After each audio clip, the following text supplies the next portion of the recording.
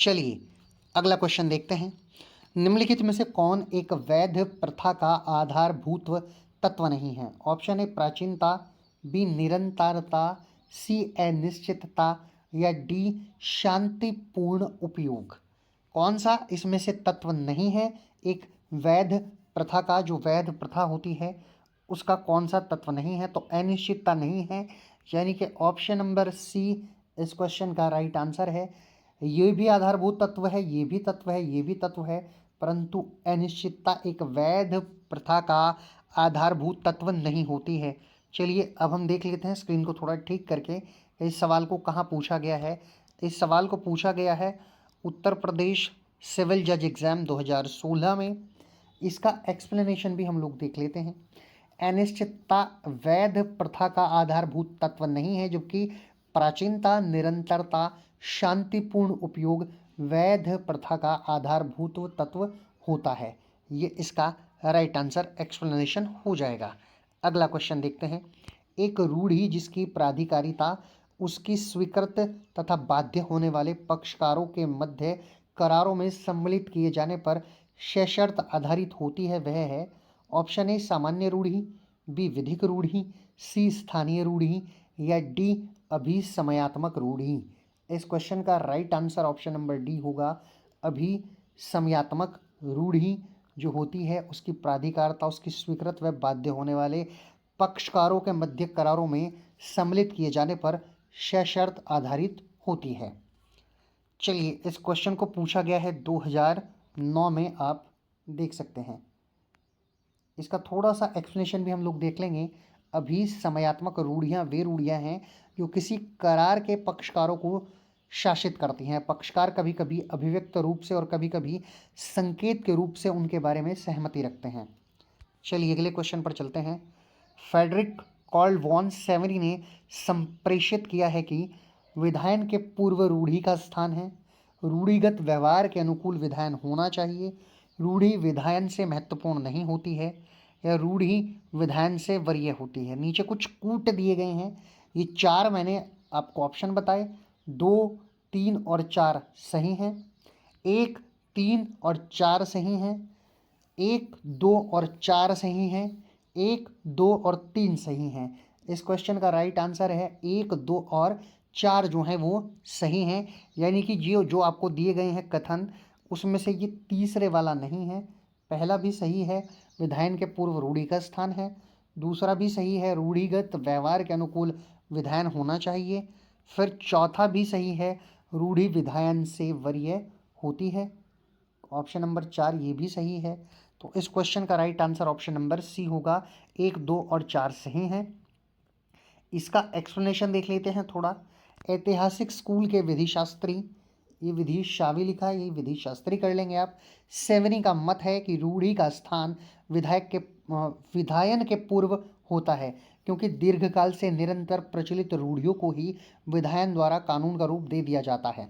सेवनी के अनुसार विधायन की रूढ़िगत व्यवहार के अनुरूप होना चाहिए। सेवनी ने रूढ़ियों को लोगों की लोक चेतना तथा राष्ट्र की इच्छा का प्रतीक मानते हुए रूढ़ियों को विधायन से वरीयता दिया है। ये आप याद रखेंगे। चलिए अगले क्वेश्चन पर बढ़ चलते हैं। रूढ़ि वास्तविक विधि का एक लक्षण है, उसकी उत्पत्ति का आधार नहीं। ये किसने कहा था? मैन ने, सेवनी ने, ऑस्टिन ने या फिर बेंथम ने? ये बॉथम लिखा हुआ है, ये बेंथम है। ऑप्शन नंबर डी को आप थोड़ा सा करेक्ट करेंगे। इस पीडीएफ में कहीं कहीं मिसप्रिंटिंग है, जहाँ पर मिसप्रिंटिंग है वो मैं साथ के साथ आपको सही कराते चल रहा हूँ, इसलिए आप उसको साथ के साथ सही कर लीजिएगा। चलिए इस क्वेश्चन का राइट आंसर हो जाता है बी, यानी कि सेवनी।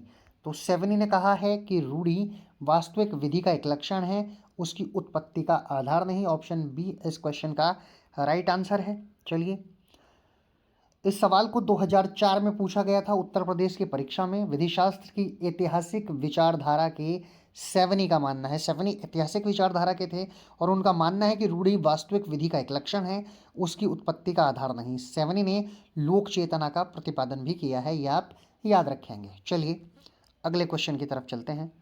वैध रूढ़ि के लिए क्या आवश्यक नहीं है? ऑप्शन ए प्राचीनता, बी युक्ति युक्तता, सी निरंतरता या डी सरकार द्वारा अनुमोदन। तो रूढ़ि के लिए सरकार के द्वारा अनुमोदन किया जाना आवश्यक नहीं है। प्राचीनता भी जरूरी है, युक्ति युक्तता भी जरूरी है और निरंतरता भी जरूरी है। तो इस तरह पूछा गया है कि क्या आवश्यक नहीं है, तो सरकार द्वारा अनुमोदन आवश्यक नहीं है। ऑप्शन नंबर डी सही है। चलिए, इस सवाल को पूछा गया है 2004, 2013 और 2015 में। आवश्यक लक्षण रूढ़ि के देख लेते हैं। पहला है निरंतरता, दूसरा तर्कसंगतता, तीसरा शांतिपूर्ण उपयोग, चौथा बाध्यकार बल, पांचवा युक्ति युक्तता और छठा विधि के अनुरूपता, सातवां सुसंगति। चलिए अगला क्वेश्चन देखते हैं। अगले क्वेश्चन में कहा गया है रूढ़िजन विधि विधि का स्रोत है क्योंकि वह व्युत्पन्न होती है। यहाँ भी आप थोड़ा सा करेक्शन करेंगे, ये रूढ़िजन है। रूढ़िजन विधि विधि का स्रोत है क्योंकि वह व्युत्पन्न होती है। ऑप्शन दिए गए हैं, केवल प्राचीन रूढ़ियों से, समाज में अभिभावी सभी रूढ़ियों में, केवल ऐसी रूढ़ियों से जो समाज में स्मरणातीत काल से अनुसरण की जाती रही हैं, या ऑप्शन नंबर डी केवल युक्ति युक्त रूढ़ियों से जो समय की कसौटी पर खरी उतरी हैं तथा सर्वमान्य हो गई हैं। तो इस क्वेश्चन का right answer option number C है, केवल ऐसी रूढ़ियों से जो समाज में स्मरणातीत काल से अनुसरण की जाती रही हैं। चलिए, इस सवाल को 2003 में पूछा गया है। अब इसका एक्सप्लेनेशन देख लेते हैं। रूढ़िजन विधि विधि का स्रोत है क्योंकि यह व्युत्पन्न होती हैं, केवल ऐसी रूढ़ियों से जो समाज में स्मरणातीत काल से अनुसरण की जाती रही हैं। अगले क्वेश्चन की तरफ चलते हैं। कोई स्थानीय रूढ़ि विधि के स्रोत के रूप में विधि मान्य और प्रवर्त रहे, इसके लिए प्राचीनता के अतिरिक्त निम्नलिखित में से कौन सी अपेक्षाएं पूरी की जानी चाहिए। ऑप्शन एक युक्ति युक्तता, दो संविधि से अनुरूपता, तीन नैतिक अधिकार के रूप में अनुपालन।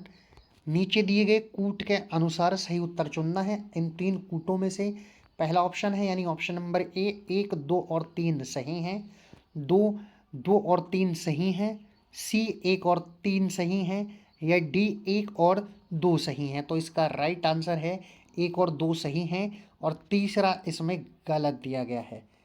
ये तीसरा जो ऑप्शन है ये गलत है, एक सही है, दो सही हैं। चलिए अगले सवाल की तरफ चलते हैं। उससे पहले देख लेते हैं कि इस सवाल को पूछा कहाँ गया है। इस सवाल को यूपीपीसीएस में 2006 में पूछा गया है। इसका थोड़ा सा एक्सप्लेनेशन भी देख लेते हैं। कोई स्थानीय विधि रूढ़ि के स्रोत के रूप में विधि मान्य और प्रवर्त रही, इसके लिए प्राचीनता के अतिरिक्त युक्ति युक्तता और संविधि से अनुरूपता का होना आवश्यक है। अगले सवाल पर चलते हैं। रूढ़ि विधायन पूर्वगामी होती है, अतः उससे श्रेष्ठ होती है तथा विधायन को रूढ़ि के सिद्धांत के अनुरूप होना चाहिए। यह सिद्धांत मूल लक्षण है किसका, ये बताना है। ए समाजशास्त्रीय विचारधारा का, बी विश्लेषणात्मक विचारधारा का, सी नैसर्गिक विधि विचारधारा का, डी ऐतिहासिक विचारधारा का। तो ये जो लक्षण है, मूल लक्षण, वो ऐतिहासिक विचारधारा का है। ऑप्शन नंबर डी सही हो जाता है। इस सवाल को 3 बार आपसे परीक्षाओं में पूछा गया है, 2 बार 2002 में और 1 बार 2005 में। चलिए इसका थोड़ा सा एक्सप्लेनेशन देख लेते हैं। रूढ़ि विधायन की पूर्वगामी होती है, अतः उससे श्रेष्ठ होती हैं, तथा विधायन को रूढ़ि के सिद्धांतों के अनुरूप होना चाहिए। यह सिद्धांत ऐतिहासिक विचारधारा का मूल लक्षण है।